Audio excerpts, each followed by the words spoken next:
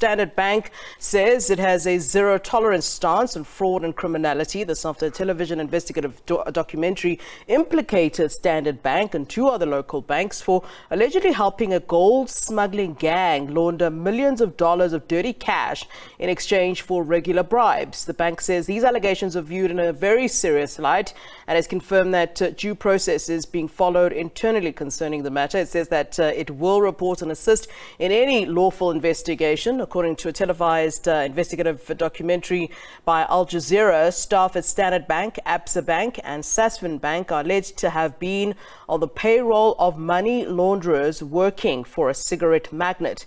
Meanwhile, Absa says it detected alleged illicit tobacco and gold-based money laundering activities in early 2020. It says subsequent investigations uncovered a broad network which linked the illicit tobacco trade and gold-based money laundering activities. The bank says it has been working with multiple law enforcement agencies on this matter and has fully discharged its regulatory reporting obligations and will not tolerate any untoward conduct on the part of its employees. At the same time, the Prudential Authority also says it views the matter in a serious light. It says it's made significant progress in strengthening its anti-money laundering and the financing of terrorism or financial crimes with economic effects. All right, well, let's then talk more on this. The Al Jazeera documentary that has laid bare the levels of illicit financial flows and gold smuggling in Zimbabwe sent shockwaves in Africa. Plundering of African resources by some leaders on the continent has led to countries struggling to address issues of poverty, unemployment and access to services. The second episode has also pointed to how financial institutions are making illicit trade possible. Some big South African banks are now implicated. This comes barely a month South Africa has been grey-listed. Let's unpack this further. We're now joined by Professor Ibbo Mandaza from Harare in Zimbabwe. Well, a very good afternoon to you, Prof. A pleasure to see you. Good afternoon. Thank you for having me. All right. So let's talk about your reaction then to this Al Jazeera documentary. In fact, a couple of days ago, I had a Zimbabwean doctor in studio with us. He was talking about, how all of this impacts everything. His was really a focus on hospitals and medical care. But he painted a bleak picture of how this really is a trail of destruction. What are your views on all of this? Well, firstly, the issue of illicit financial flows out of Africa is legion. We have a study, AU commission study, in which some of your leaders were involved. I think it was President Mbeki. So we know that billions of dollars have been leaving the continent illicitly for a long time. But the novelty of the Al Jazeera is the extent to which the elites, what I've described elsewhere as the comprador bourgeoisie in the state in particular, who have been facilitators and beneficiaries of this illicit financial flows. And the Al Jazeera episodes, the two which have been aired so far, confirm for most of us what we have known for many years. And I'm glad that in South Africa, at least the banks concerned have begun investigations. But in Zimbabwe, even after the two stunning episodes, there's dithering.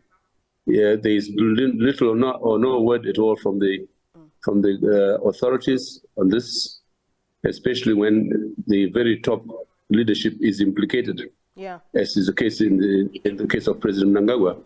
His name is very prominent in the whole all the disclosures. And thirdly, in another country, a president would have stepped aside to allow for investigations or commission of inquiry, but that's unlikely to happen in Zimbabwe. Yeah. You say something interesting. It's as though you anticipated my next question. I wanted to talk about, if, the government and authorities in Zimbabwe have remained mum on the issue because, after that first part of the documentary, we got no word. So I'll change the question to this. Is there anyone who is willing to place pressure on the government or the relevant authorities indeed to speak out? I mean, if there are names that have been implicated, there's no way, they can just sort of brush it aside and hope that, the story dies off. Something needs to be said. Are there any pressure groups? Are there anyone who has the capabilities of perhaps insisting that the government and relevant authorities speak out on this particular matter and the allegations that we're seeing? Yeah, the court of public opinion is loud and clear. Social media, the rank and file on the streets, everywhere. It's everywhere, and I would be very surprised if the system, including the prison's office itself, remains immune to the enormous pressure that's boiling out there. It is clear that people have lost confidence in this current leadership, especially the top man himself, that he is alleged to be part and parcel of what's going on. And I'm told the subsequent episodes of Al Jazeera will be much more poignant in the extent to which the leadership in Zimbabwe, or the top man himself, is implicated. Yes. Yeah. So the court of public opinion is getting louder and louder. I have not known any situation like this where the powers that be are confronted with a reality that they may not be able to handle. Yeah, I mean, we have a situation here where, we're seeing private sector being implicated, government being implicated. And, if they're working as a tag team, how difficult is it for anyone to be held accountable? And just, on a side issue, we've seen what happens often to whistleblowers and people who speak out.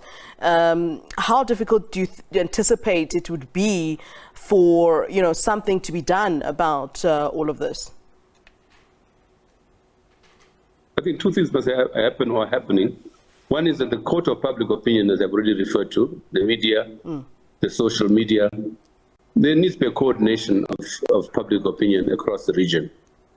Secondly, there needs to be a demand for a commission of inquiry into the illicit financial flows and the abuse of our natural resources and the extent to which it's impacting negatively on our economies, on the livelihoods of people. I mean, for example, we know that last year the Zimbabwe received something like 9.7 billion in receipts from exports, mainly minerals. But there's nothing to show in our country for that. When the money is being siphoned out, there is no correlation at all between the looting that's taking place, of course, and the returns to the country. Yeah. So we need a commission of inquiry, a regional, an international commission of inquiry, which unravels all this and gets the population to understand the extent to which their poverty, their deprivation is directly related to the level of looting in our countries. All right, Prof, we appreciate your time and certainly your input and weighing in on this Al Jazeera documentary. That is Professor Ibbo Mandaza from Harare in Zimbabwe.